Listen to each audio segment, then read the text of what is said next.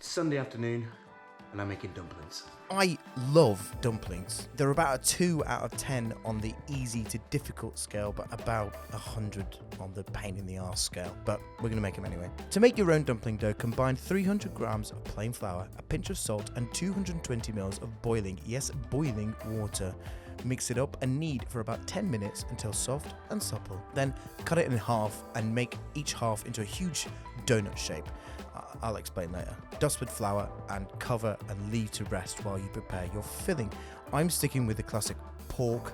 Usually I use minced pork, but it was bank holiday and pork fillet was all I could find.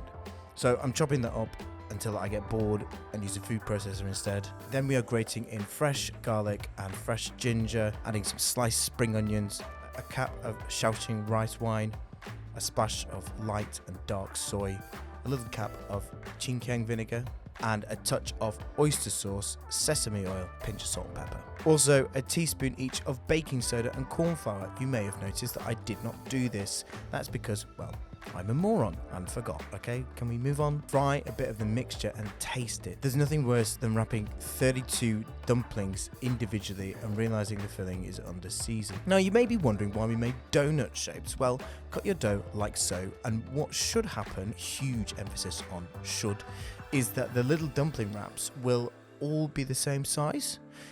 As you may have noticed, that just hasn't happened. So now comes the pain in the arse part of individually rolling out and wrapping 32 dumplings. The trick to rolling out round dumplings is the roll and turn. You roll one way, turn 90 degrees and roll the other way. Not too hard, otherwise you get misshaped ones like most of mine. Oh, by the way, no comments on my dumpling wrapping. Okay, we get it, I'm terrible. You could of course just buy pre-made dumplings. Will they be superior? Probably. Will you get the same satisfaction?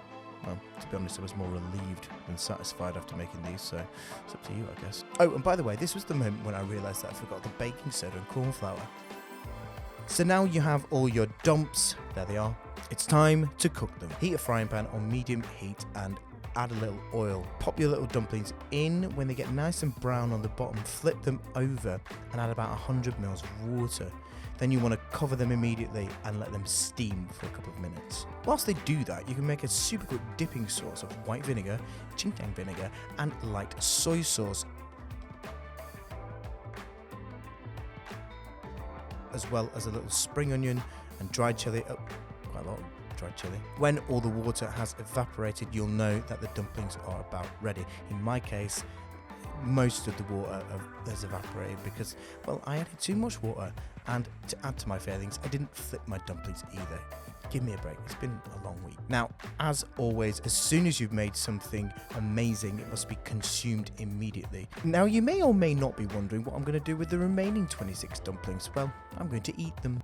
Realistically, not today, but luckily, they freeze really well. Remember, you do you. If you want to eat 32 dumplings in one sitting, then be my guest, no judgment. In fact, it'd actually be quite impressive. I'd actually quite like to see that. Anyway, cheers for watching.